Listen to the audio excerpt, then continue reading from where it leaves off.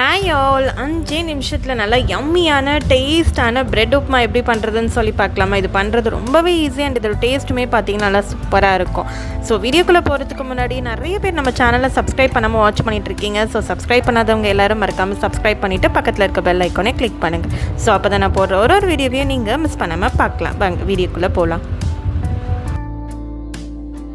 தேவையான பொருள் பார்த்திங்கன்னா தக்காளி, வெங்காயம், பச்சை மிளகாய், கேரட், கொத்தமல்லி, 5-6 பிரெட் ஸ்லைசஸ் எடுத்துக்கலாம். இப்போ ஃபர்ஸ்ட் ஸ்டவ் ஆன் பண்ணிவிட்டு ஒரு பேனை வச்சிடலாம். பேன் நல்லா சூடானதுக்கப்புறமா அதில் 2-3 டீஸ்பூன் அளவுக்கு எண்ணெய் சேர்த்துட்டு எண்ணெய் சூடானதுக்கப்புறமா உளுந்து சேர்த்து வறுத்துக்கலாம்.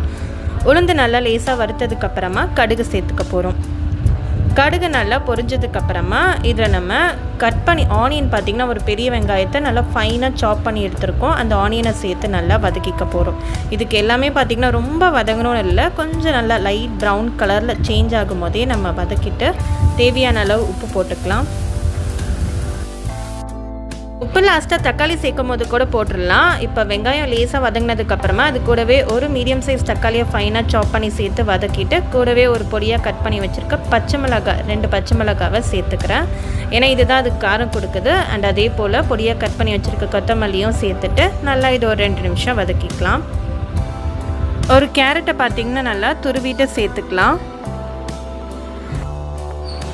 கேரட்டையும் ஒரு 2-3 நிமிஷம் நல்லா வதக்கினதுக்கப்புறமா நம்ம எடுத்து வச்சுருந்த பிரெட் ஸ்லைசஸ் எல்லாத்தையுமே கையிலே பார்த்திங்கன்னா இது போல் உதுத்து எடுத்துக்க போகிறோம். எடுத்து அந்த பிரெட் ஸ்லைசஸை இது கூடவே சேர்த்து நல்லா மிக்ஸ் பண்ண போகிறோம்.